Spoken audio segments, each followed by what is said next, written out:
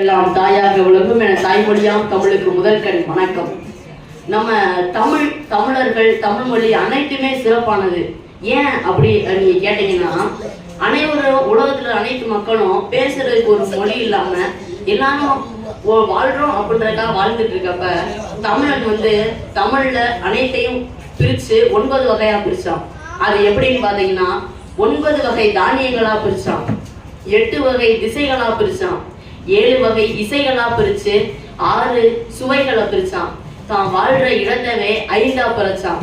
அதே போல காற்று கண்ணுக்கே தெரியாதப்ப காற்றையே 4 விதமா பிரிச்சான். தான் உயிருக்கு உயிரா நேசிக்கிற தமிழ 3 விதமா பிரிச்சான். நம்ம வாழ்க்கையை 2 விதமா பிரிச்சான். நம்ம அத ஒழுக்கம் அப்படின்னு சொல்லி பிரிச்சான். பாத்தீங்களா, ஒழுக்கம். இதைத்தான் திருவள்ளுவர் ஒழுக்கம் விழுப்பம் தரலாம், ஒழுக்கம் உயிரினும் மோகப்படும். உங்களுக்குலாம் ஒழுக்கம் அப்படின்னா என்ன தெரியுமா? நிறைய பேர் நிறைய விதத்துல ஒவ்வொரு ஒழுக்கங்களை கத்துட்டு இருந்திருப்பீங்க. அதாவது ஒழுக்கம் அப்படின்னா, நீங்க ஒரு பெரிய காகிதத்துல இந்த இடத்துல ஆரம்பிச்சு மறுபடியும் அந்த வட்டத்தை அதுலயே போய் முடிக்கிறதா ஒழுக்கம். இதுக்கு நீங்க எதை உதாரணமா எடுத்துக்கலாம்னு கேட்டீங்கன்னா, கடல் இருக்கு. கடல் மேல சூரிய ஒளி போட்டு அந்த தண்ணி ஆவியாகி போகுது. தண்ணி ஆவியாகி போறப்ப அது மேகங்களா போய் சேர்ந்து நிறைய மேகம் சேர்ந்து மறுபடியும் மழை துளியா கடல்லே சேருது. இதைத்தான் ஒழுக்கம் அப்படின்னு சொல்றாங்க. இதைத்தான் திருவள்ளுவர் என்ன சொல்லியிருக்காருன்னு கேட்டீங்கன்னா, நீரின்றி அமையாது உலகெனில் வானின்றி அமையாது ஒழுக்கு அப்படின்னு சொல்லியிருக்கிறாரு. பாத்தீங்களா, ஒழுக்கத்துக்கு இவ்வளவு பெரிய விளக்கமே இருக்கு. அதே போலதான் ஒரு குருவும் சிஷியனும் ஒரு காட்டுக்கு போறாங்க. அந்த காட்டுக்கு போறப்ப குரு ஒரு வில்லையும் அம்பையும் கொடுக்குறாரு. இன்னைக்கு வேட்டையாட போறோம்னு சொல்றாரு. சரி குருவே, நம்ம வேட்டையாட போலான்னு போயிட்டு இருக்கப்ப குரு ஒரு பறவையை பாக்குறாரு. அந்த பறவையை பார்த்த உடனே, நீ அந்த பறவையை எனக்கு இப்ப இந்த வேட்டையாடி கொடு அப்படின்னு சொல்றாரு. அப்ப இந்த சிஷியனும் எதை பத்தியுமே யோசிக்காம அந்த அம்பை எடுத்து விட்டுறாரு. ஆனா அந்த பறவை போய் தப்பி போயிருது. அப்ப குருவும் சிரிச்சுட்டே இருந்திருக்கிறாரு. ஏன் குருவே இதுக்கு சிரிச்சிங்க? நானும் முயற்சி தான் செஞ்சேன், ஆனா ஒரு சிறிய தப்பால போயிடுச்சு அப்படின்னு சொல்றான்.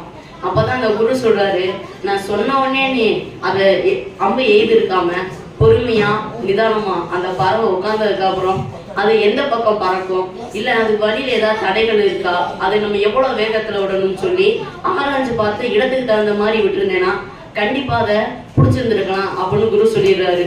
ஐயா குருவே, என்னை மன்னிச்சிருங்க, இதுக்கப்புறம் இடத்துக்கு தகுந்த மாதிரி மாறிக்கிறேன்னு சொல்றாரு. அதே போலதான் நம்மளும் ஒவ்வொரு இடத்துக்கு தகுந்த மாதிரி எந்த ஒரு காரியத்தை செய்யணும்னு பார்த்துட்டு அந்த காரியத்துக்கு தகுந்த மாதிரி ஒவ்வொரு விஷயங்களையும் மாற்றி செய்யணும்.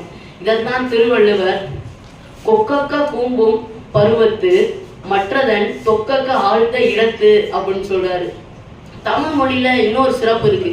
அந்த சிறப்பு என்னன்னு கேட்டீங்கன்னா, கசட தபர வல்லினம் சொல்லுவோம், எங்கன நம்மன மெல்லி அப்படி வரும். இந்த 2தையும் ஒரு நேரா எழுதி பார்த்துட்டு நீங்க காயா அதை அப்படி பார்த்தீங்கன்னா ஒவ்வொரு தடவையும் இனத்தோட தான் சேரும்னு சொல்லுவாரு. ஏன்னா என்னடா இனம் அப்படின்னு கேட்டீங்கன்னா, இந்த ஞா வர்ற இடத்துல அடுத்து காதா வரும். தங்கம், செங்கல், தங்கை அப்படின்னு இந்த ஞா வர இடத்துல எடுத்து காதா வரும். அதே போல பாத்தீங்கன்னா ஊஞ்சல், இஞ்சிக்கு அடுத்து சாதா வரும், இஞ்சிக்கு அடுத்து சாக்கு அடுத்து வேற எதுவுமே வராது. இப்படி ஒவ்வொன்றுக்கும் அந்த ஒரு இனம் அது கூட தான் சேரும். அதை தவிர வேற எதுவுமே பாராது. மண்டபம், தண்டம், பண்டம் அப்படின்னு சொல்லி ஒன்னொன்னுக்கு பாத்தீங்கன்னா இன்னுக்கு அடுத்து டாதா வரும்னு ஒவ்வொன்னையும் தமிழன் அப்பயே போட்டு பிரிச்சிருக்கான். ஆனா நீங்க ஆங்கில மொழியில பாத்தீங்கன்னா முன்னாடி தேங்க்யூ அப்படின்னு இருந்தது, இப்பெல்லாம் டிக்யூ அப்படின்னு மாத்திடுறாங்க. ஆனா ஆங்கிலம் போக போக தேடிட்டே வரும். ஆனா நம்ம தமிழ்ல உள்ள நன்றி என்னைக்கு நரி மாறாது என்று கூறி என் உரையை நிறைவு செய்கிறேன். நன்றி, வணக்கம்.